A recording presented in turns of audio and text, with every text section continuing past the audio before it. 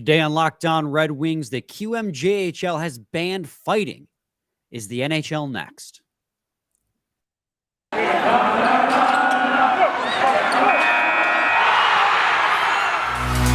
You're Locked On Red Wings, your daily podcast on the Detroit Red Wings. Part of the Locked On Podcast Network, your team every day.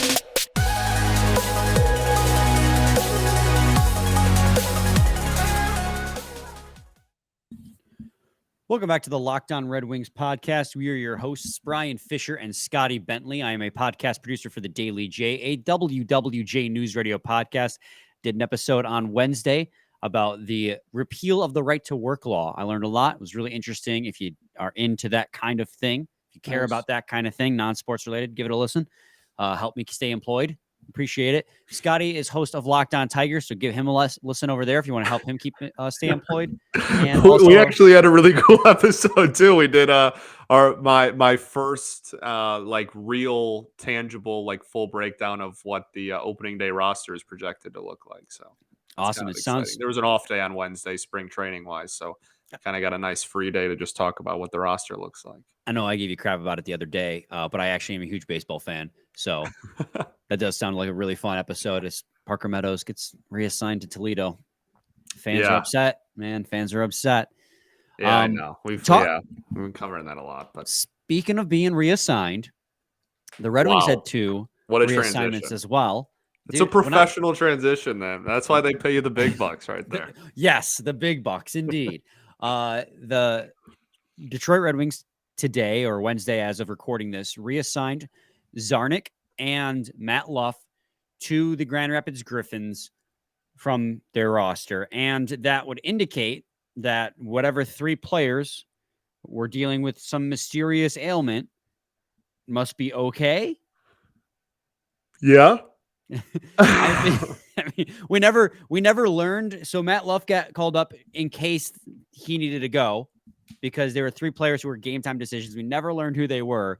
But Zarnik was actually playing in place of Robbie Fabry. So I would hope that by Zarnik getting sent down as well, that would mean that Robbie Fabry is good to go after that scary, did he re-injure his knee, did he not, type situation that happened a few games ago.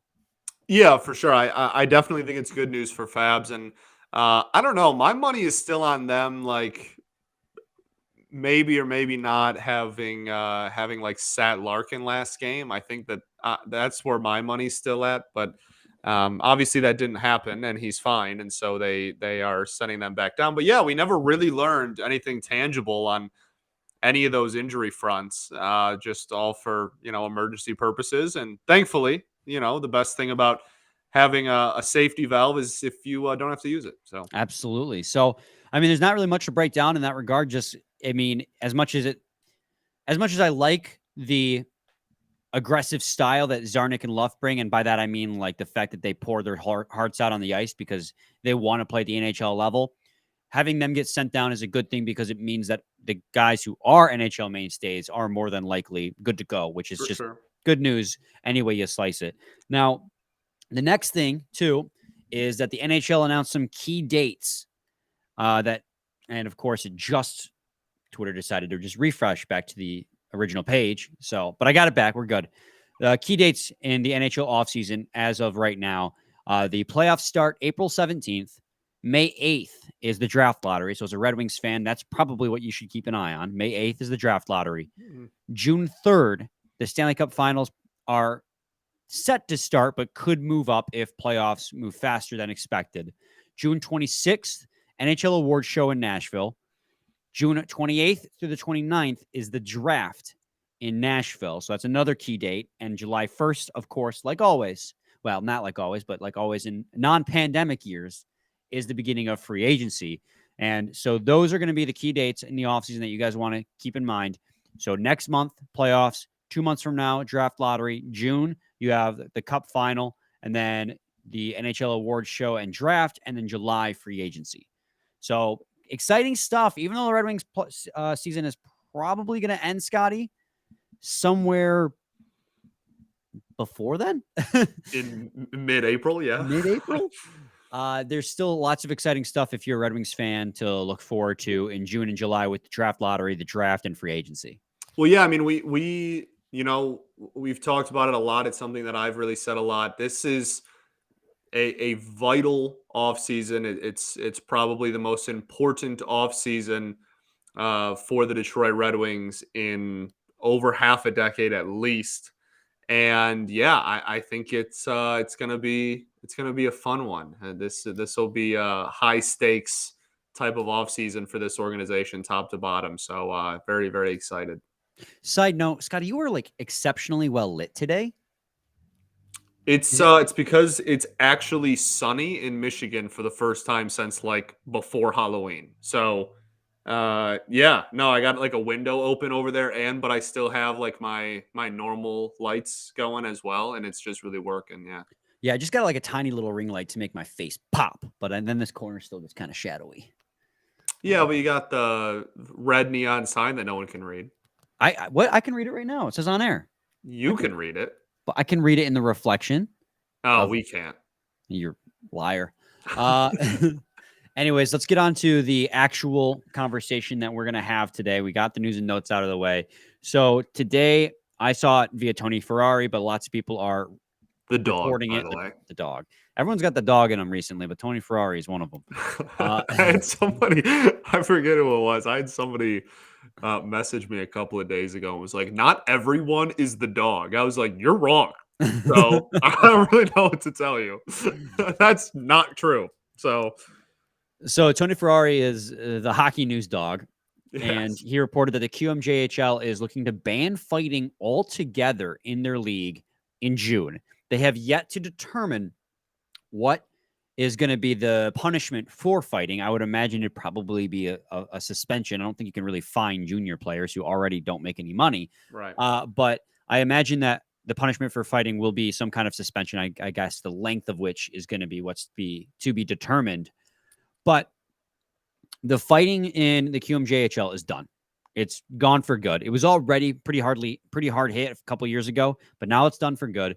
Back in 2016, Scotty, the AHL decided that any fight past your 10th fight of the season is going to be rewarded with a 1-game suspension. And then what was it, past like the 14th fight is a 2-game suspension. It's 10 and 14 are the two markers, yeah, for 1 and then 2-game suspension after 14, yeah. So leagues across the world and across the country and across the continent are cracking down on fighting. It seems like it's just another aspect of the game that is kind of beginning to fall to the wayside. And we've seen fighting, like even without the bans, fighting has gone down in the NHL dramatically, and the quality of fights too has gone down dramatically in NHL as finesse becomes a lot more emphasized. Big plays with stick handling skills and speed become a lot more emphasized. And just the game becomes less physical overall. And my question for you, Scotty, is I guess first and foremost to stick with the QMJHL is, will this change how people scout players coming out of the Q? Because right now, fighting is still legal in the NHL, but players coming out of the Q looking to take the step professionally will not have any experience in that physical aspect of the game. I don't think it'll change much in that regard. As you already pointed out, I think fighting is already limited a lot in the lower levels of hockey, and subsequently in the NHL, they've just naturally gone down because of all of that over the last 10, 15 years. So I don't think anybody's going to look at somebody and be like, oh man, like this kid can play, but I don't know if he can fight. So you know what I mean? Like I feel like it probably doesn't change too much on the scouting side of things, but I do think there is a systemic conversation about the direction the league is headed in involving fighting. Yeah, and we will get to that, but I do want to first say I agree with you about when it comes to scouting the QMJHL. Typically, when you're scouting the QMJHL, you're going to scout for everything, right? You're going to scout for any need that you have, and I do think it will have a minute change on things you consider when looking at a prospect. But the QMJHL is already pretty well known for guys coming out of there being goal scorers and Right. finesse players. That's kind of their big MO. I mean, it seems like every single time a player comes out of the queue, it's, oh, they scored 50 goals in the queue this last Right. year. And it's already pretty heavily a finesse league Yeah. from what I understand. And it's so I'm not really too concerned about how this changes how we scout, but I definitely want to talk about that systemic part of the conversation. But first, we got to talk to the people today about FanDuel Sportsbook. It's the midway point, past the midway point of the NBA season, and now is the perfect time to download FanDuel, America's #1 sportsbook, because new customers get a no-sweat first bet up to $1,000. That's bonus bets back if your first bet doesn't win. Just download that FanDuel Sportsbook app. It's safe, secure, and super easy to use. Then you can bet on everything from the money line to point scores to threes drained. Plus, FanDuel even lets you combine your bets for a chance at a bigger payout with the same game parlay. So don't miss out the chance to get your no sweat first bet up to $1,000 in bonus bets when you go to FanDuel.com/lockdown. That's FanDuel.com/lockdown to learn more. Make every moment more with FanDuel, an official sports betting partner of the NBA. Segment 2, Locked On Red Wings podcast. Scotty and I are talking about the rule change in the QMJHL that's going to ban fighting. And it sounded like we were about to transition, Scotty, into the systemic significance of the ban in the QMJHL. Why don't you break down what you mean when you say that? Yeah, well, I think I guess there's two things I want to point out. One is that, as we've talked about on the show, I covered high school hockey for the Detroit News this year, and there has not been fighting in high school hockey in years, in a very, very long time, like well before my coverage when I was in high school. There was that's been a thing for a while. And so seeing much more prominent junior leagues starting to ban it is not necessarily a surprise to me.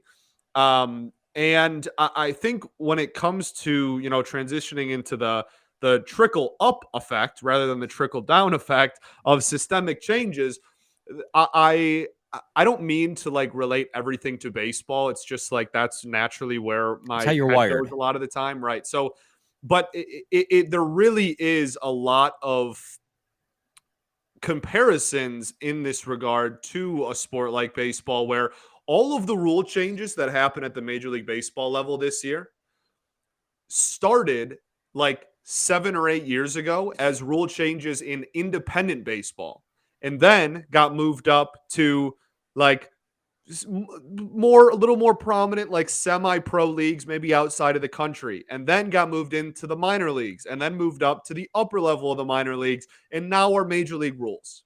Okay, that's how a lot of that stuff happens. And so when seeing something like this, I think the natural question is, no matter what your opinion is on it, whether you think it's going to affect the NHL one day or not, I think the natural question to point to is be like, okay, well, that's another league where fighting is completely off the table now. Is that going to have that trickle up effect? I think that's a very fair question to ask. And I think the answer to that is yes. I really do. We've seen, I've seen at the youth level in hockey as well, not just with fighting, but when I was growing up, you could they taught you how to hit, and hitting became legal at Pee Wee, and now they've moved it up to Bantam. Hockey as a whole is shifting away from physicality to finesse, to playmaking. And that's just the way the game's gone, because it's what people come to see. And I know there's a huge, and I love seeing fights too. Don't get me wrong. I know there's a huge part of the fan base that loves seeing fights. It's exciting. It can turn the momentum around on your hockey team. But with the increased focus on mental health and the after effects of playing a hard-hitting sport, so emphasized now in these, in just not just the NHL, but obviously the NFL as well. I think it's the natural progression that as the game becomes faster and more finesse based and more emphasis put on that mental health aspect, that it kind of gets phased out. And I think I struggle with this, because if there was a way to make fights safe, I'd say, why would you ever get rid of it? But the fact of the matter is, you get knocked out and your head goes and crashes on the ice. That's it.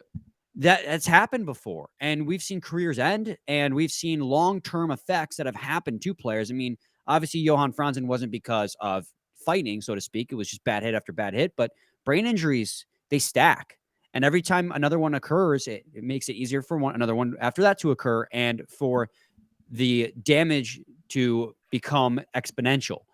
And so it just feels like the natural progression of things with the way that the game is headed and with the way that our knowledge of brain damage has increased, that fighting just kind of falls away and out of the NHL. And I think by the time, Scotty, the NHL finally puts the nail in that coffin, it won't feel so outlandish, because just by watching the game, fights are already so far down from what they used to be because it begins at that bottom level, right? I mean, you talked about it before we began recording.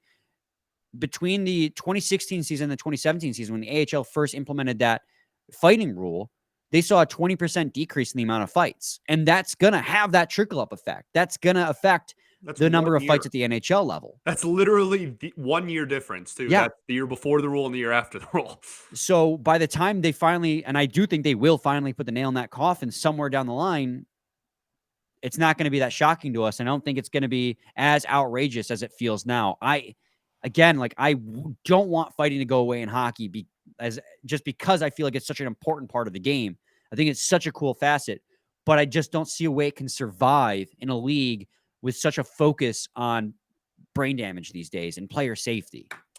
For sure. And I think those are all really good points. I think that the biggest thing for me is how often we see like the attempted prevention of heads hitting the ice in fights. That's like a huge thing. That is a indirect or direct, I guess, correlation of fighting. And like that, I think carries a lot of weight, because we see so many fights that are like, oh, there's skirmishes, everybody, people get a few punches off, and then the refs come in and bear hug everybody and it's over and nothing really happened. Did you see the Ryan Reeves fight the other day? That was yes, awful. I did. That's what I'm talking about, though. Oh, exactly. Like it's difficult because the fighting has also in hockey been some sort of a self-policing system for the sport, right? It's been a way to, like, hey, I'm not going to go out there and just like blindside Connor McDavid because I know that I'm going to get my like A handed to me, in the next 15 seconds after laying out the best player in hockey for Edmonton. You know what I mean? Like, it's been some sort of a self-policing thing. And we've seen so many of like the mic'd up moments where it's like, the two guys are in the face-off circle and he's like, I have to get you for that.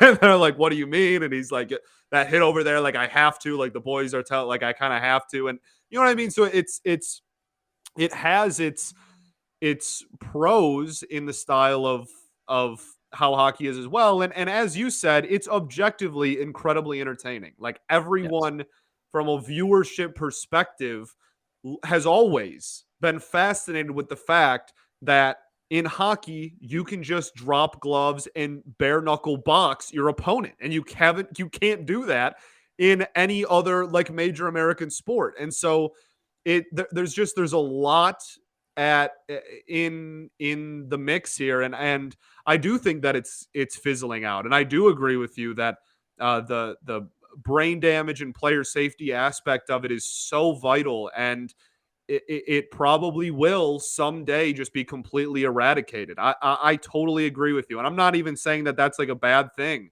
It's just, I don't think, if people are worried that hockey's going to like ban fighting like next year, I would ask you to like take a deep breath. Like, I think we're still quite a ways away from the complete like erasing of fighting at the NHL level. But I do fully expect and believe that more and more of the junior level leagues are going to shut it down, and then more of the semi-professional leagues are going to shut it down, and then more of the minor league professional leagues are going to shut it down.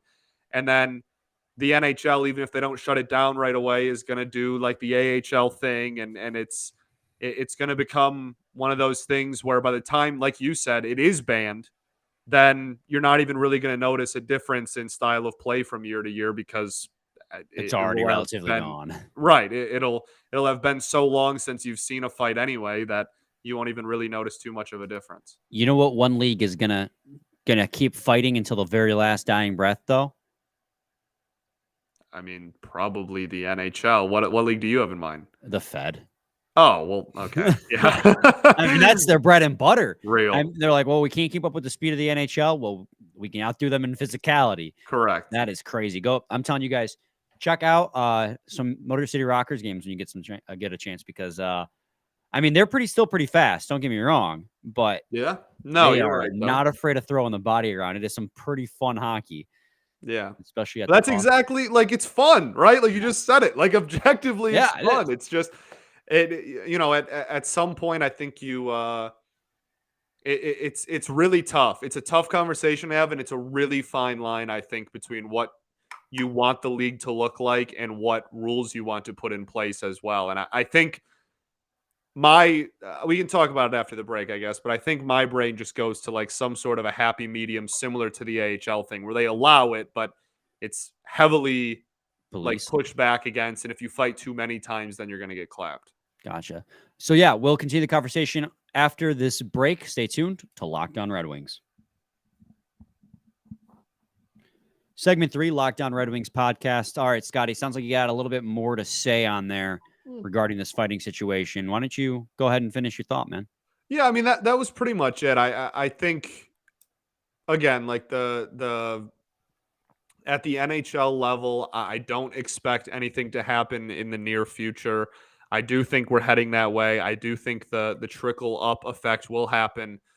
And I think the initial move is not going to be completely erasing it. I think the initial move is going to be similar to what the AHL did and do like, if you fight 10 or 15 times, then you're going to get suspended or whatnot. And I think from there, then they either keep dwindling that number slowly over time, or they just realize that, not very many fights are happening anyway. What's even the point of holding on to this anymore? But I think they're going to try to suffocate it rather than eradicate it, right? They're going to try to have enough rules in place to where it naturally fizzles out like it already has been, rather than NHL looking like the bad guys that ended fighting and going up there and just being like, no fighting allowed anymore. I think they're going to try to suffocate the problem from within. I completely agree. And that brings me to my next question too, Scotty. Is the game's ever evolving? Every sport is ever evolving. Any sport that tries to stick to its tradition and guns for too long is going to lose its audience. Baseball. Calm down. All 4 sports have something that like is very divisive in like how the game is played today, just than like 20 years ago. Like so much so. It's actually, there's a lot of parallels between all 4. It's really fascinating to me, actually. And so it leads me to the question is like, what would be the next big change that you would implement if you could, or you could see realistically, not that you like would want to see implemented, but you think is along the way? Because I know I have one. Well, you start then if you have one off rip. With me, Scotty, I think that full cages are coming sooner rather than later Great in the call. NHL. Yeah. And Mickey, I've been saying this for years, and I always get called an idiot, and I probably will still get called an idiot. And I'm not saying like I want cages. It's the same thing with the fighting thing. I'm not saying I want cages, but just with the way the direction the league is heading. And I mean, even Mickey Redmond freaking said it on the broadcast. Mickey Redmond, who played in the 70s. Yeah, like the king of old school hockey, yeah. Yeah, he was even saying that with the stick technology as it is and how hard the shots are, players are taking pucks to the jaw and they're getting broken, busted. I mean, Zdeno Chara had his jaw wired shut for the Stanley Cup final, was eating through a straw for the Stanley Cup final because he broke his jaw blocking a shot. And so it makes me wonder first it was the helmets, then it was the visors. When is it going to evolve into a full cage? And it doesn't necessarily have to be like that metal cage we see. It could be some kind of hybrid, but as long as the face is fully covered and protected from pucks and flying sticks around, because players are breaking their jaw. And you talk about the mental health aspect, and I say mental health, I mean as in like concussions wise and CTE. I mean, I can only imagine that having your jaw shattered by a puck does a little bit to rattle your brain as well. Well, I agree with you, and I do think that we're more and more headed in that direction. But I think with all of these, you're gonna have to see it implemented in the lower levels. They'll test it out, see how it works. Then I don't think any of these things we're really talking about today are coming, in the next like 2 or 3 years, even. But I do think that that's something that's like again with baseball, you could see it all coming, like because like all of the rules you see today were in the minor leagues last year, and 2 years before that they were in the lower levels, and again, like I said earlier, so it's going to be a wave, and then it's going to be here. I mean, baseball And just added new protection a couple years ago to the players at the plate. correct, yeah, 100%. So and the fascinating thing about whenever these happen is like how the to your point about the evolution of the game, how the style will change.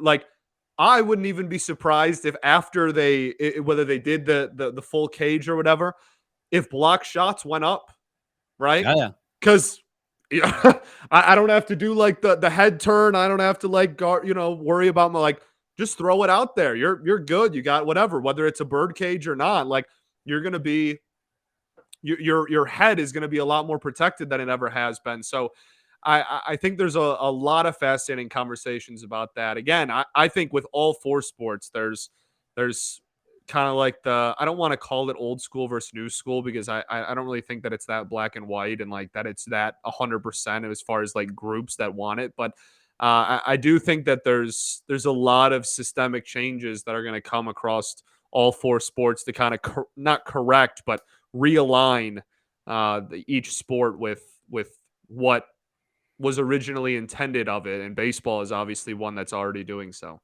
I completely agree. And I mean, there's other changes to it. Again, when it comes to the cage thing, I know it's that's a hyper controversial thing to talk about because nobody wants cages and people talk about how it worsens your sight lines and things like that. But Yep.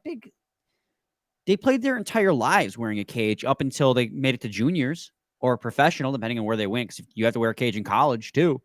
So Yeah.